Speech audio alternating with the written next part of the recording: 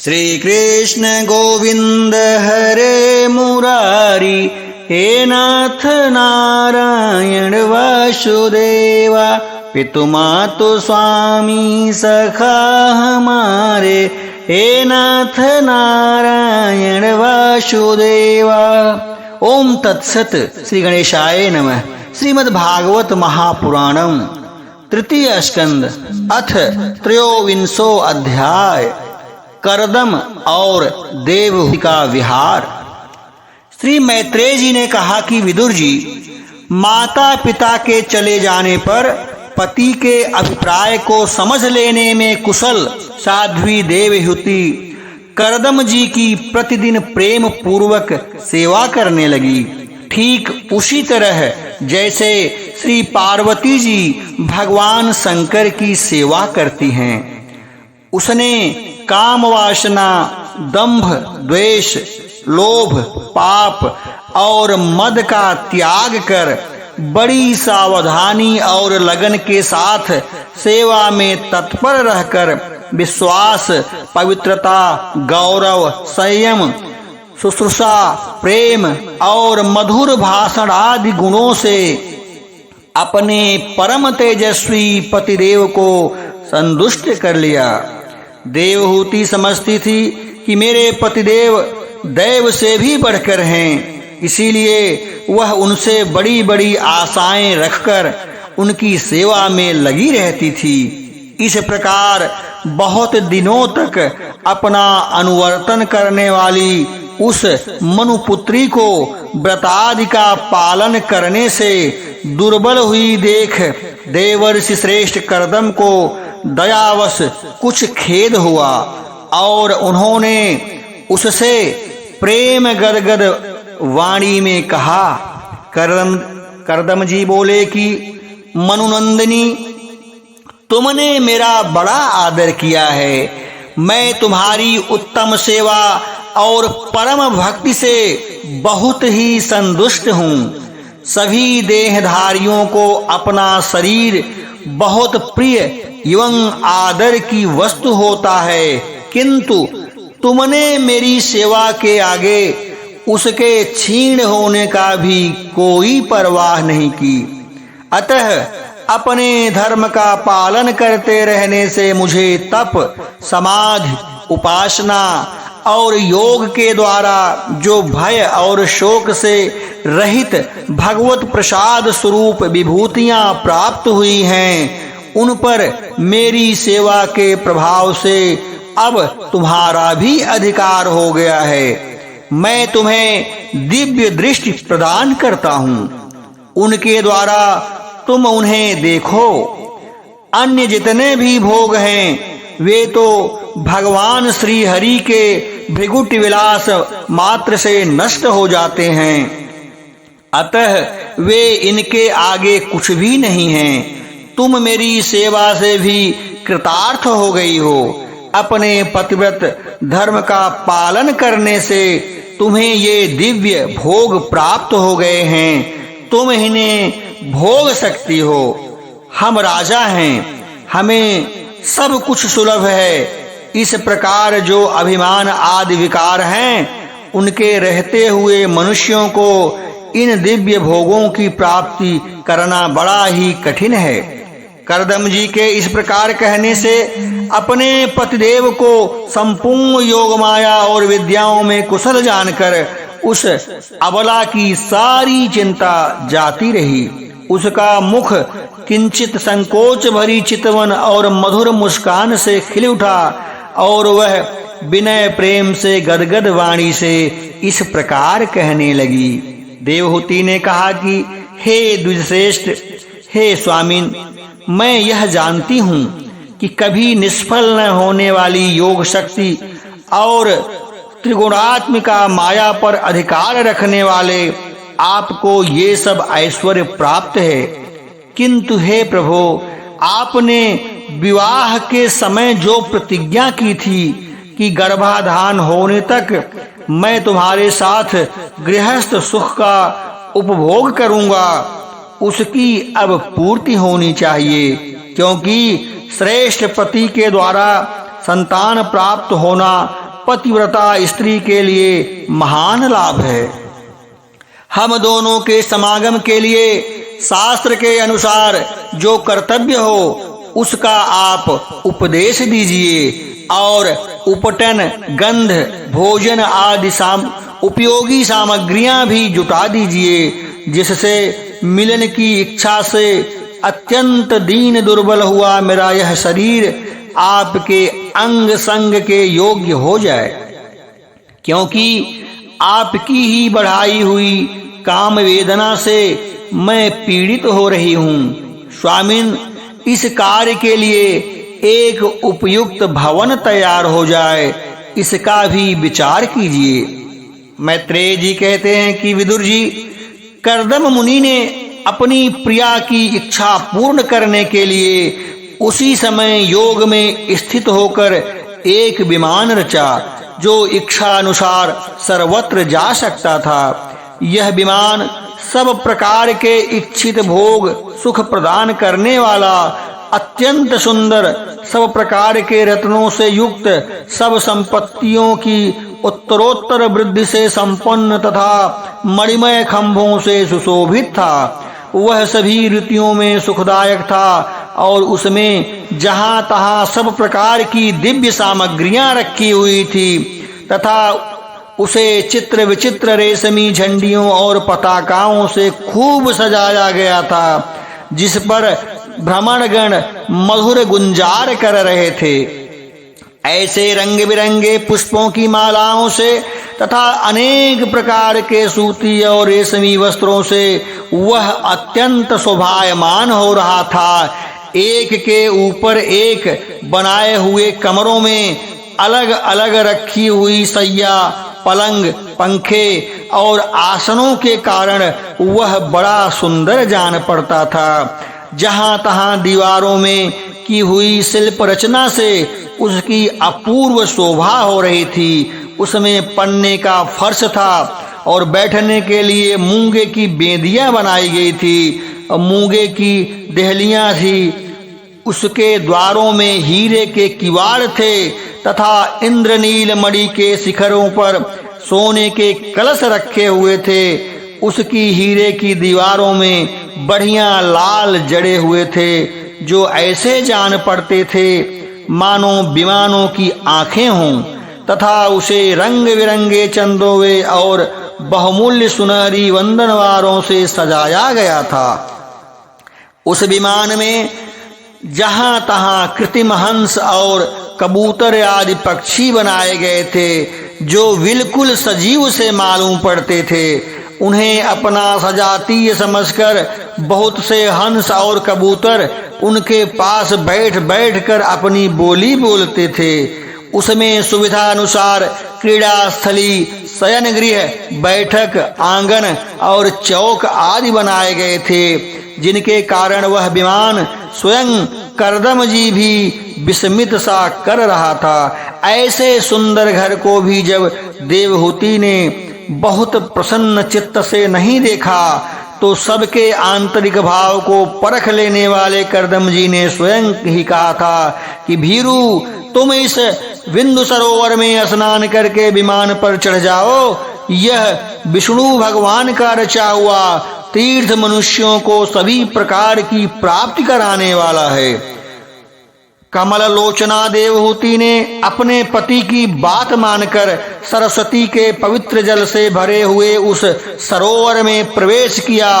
उस समय वह बड़ी मैली कुचैली साड़ी पहने हुए थी।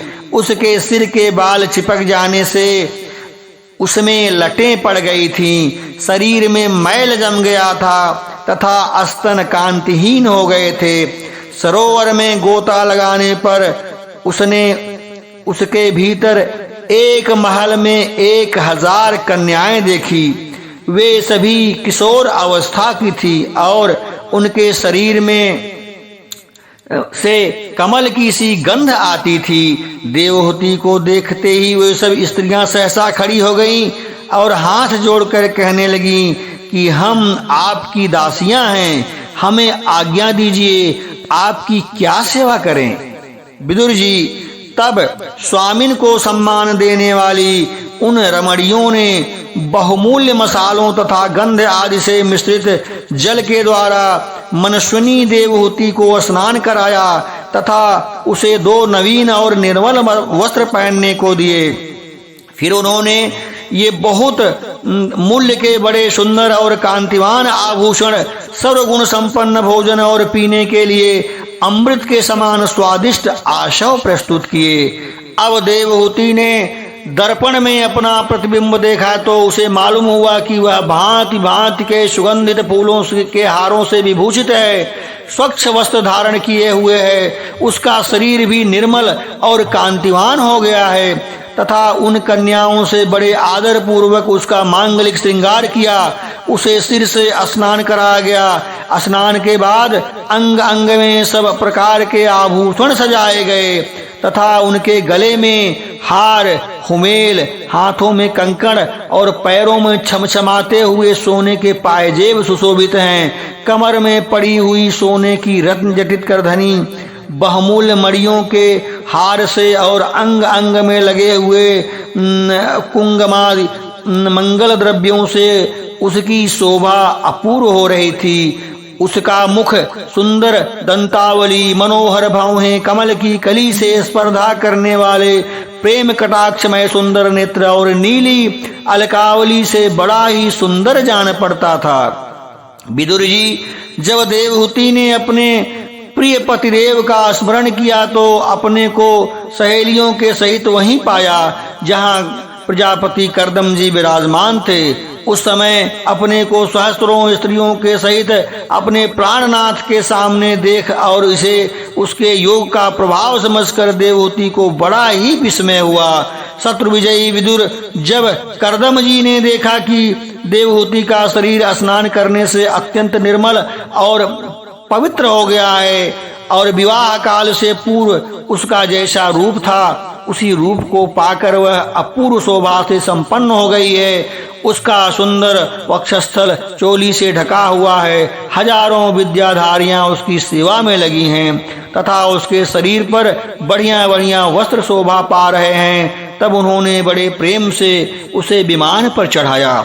उस समय अपनी प्रिया के प्रति अनुरक्त होने पर भी कर्दम जी की महिमा मन और इंद्रियों पर प्रभुता कम नहीं हुई। विद्याधारियां उनके शरीर की सेवा कर रही थी। खिले हुए कुमुद फूलों के श्रृंगार करके अत्यंत सुंदर बने हुए विमान पर इस प्रकार शोभा पा रहे थे मानो आकाश में तारागण से घिरे हुए चंद्रदेव विराजमान हों। उस विमान पर निवास कर उन्होंने दीर्घ काल तक कुबेर जी के समान मेरु पर्वत की घाटियों में विहार किया। ये घाटियां 8 लोकपालों की विहार भूमि हैं। इनमें कामदेव को बढ़ाने वाली शीतल मंद सुगंध वायु चलकर इनकी कमनीय शोभा का विस्तार करती हैं तथा गंगा जी के स्वर्गलोक से गिरने की मंगलमय ध्वनि निरंतर गूंजती रहती है। उस समय भी दिव्य विद्याधारियों का समुदाय उनकी सेवा में उपस्थित था और सिद्धगण वंदना किया करते थे। इसी प्रकार प्राण प्रिया देवहूति के साथ उन्होंने वैश्रंभक, सुरसन, नंदन, पुष्पभद्र और चैत्र रथ आदि अनेकों देवदानों तथा मानव सरोवरों के अनुराग पूर्वक विहार किया।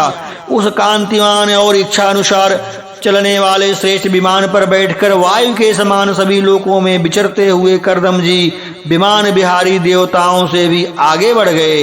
विदुर जी, उन्होंने भगवान के भव भयहारी पवित्र पाद पद्मों का आश्रय लिया है। उन धीर पुरुषों के लिए कौन सी वस्तु या शक्ति दुर्लभ है।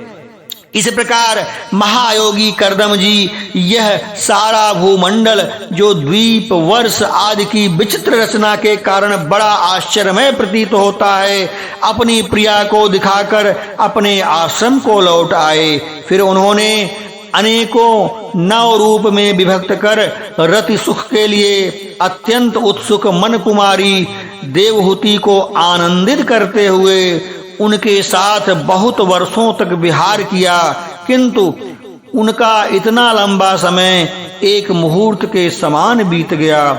उस विमान में रति सुख को बढ़ाने वाली बड़ी सुंदर सैया का आश्रय ले अपने परम रूपवान प्रियतम के साथ रहती हुई देवहूति को इतना काल कुछ भी न जान पड़ा। इस प्रकार उस कामाशक्त दंपति को अपने योग बल से सैकड़ों वर्षों तक विहार करते हुए भी वह काल बहुत थोड़े समय के समान ही निकल गया।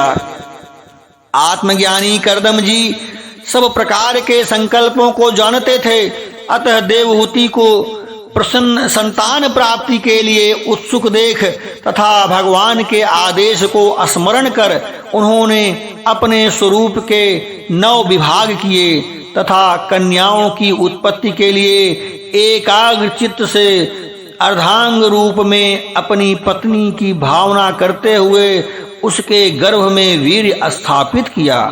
इससे देवहूति के एक ही साथ 9 कन्याएं पैदा हुई।